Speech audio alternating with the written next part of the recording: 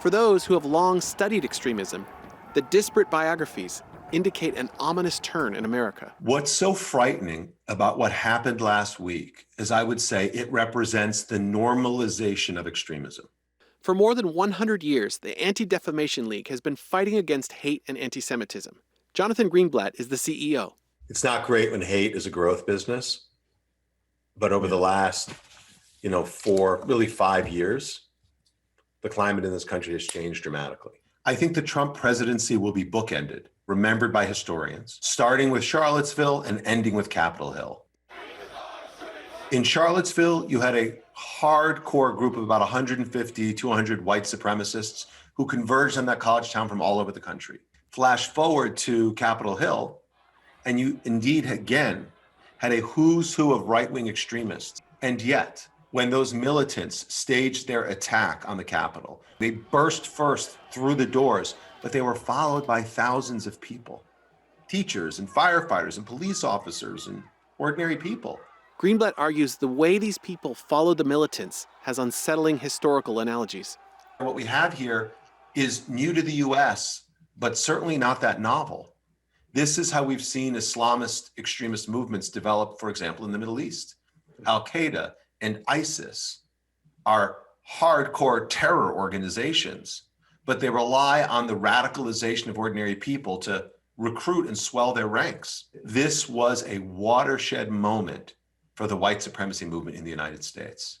And they will use it to radicalize and recruit even more people. And that's why I think this is so troubling, because I don't think this was the end. I think this was the end of the beginning. And I think we're now moving into a dangerous new phase. Does this change or alter your organization's approach? This will certainly alter the way the ADL thinks about the problem. Our analysts have been studying extremist movements for decades and decades.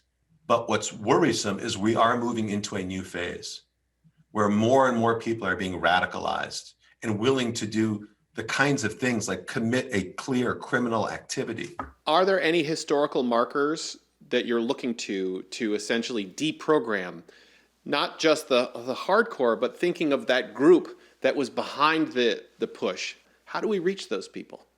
Well, I think one of the things we need to acknowledge is that what happened last week happened in the context of a very complicated a socioeconomic, cultural moment. We've seen the gap increase between the haves and have-nots.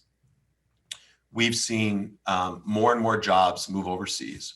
We've seen COVID-19 literally demolish communities, destabilize our economy, cost millions of jobs.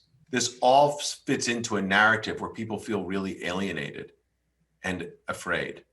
Layer on top of that, the role of the media. And I would point out social media in particular.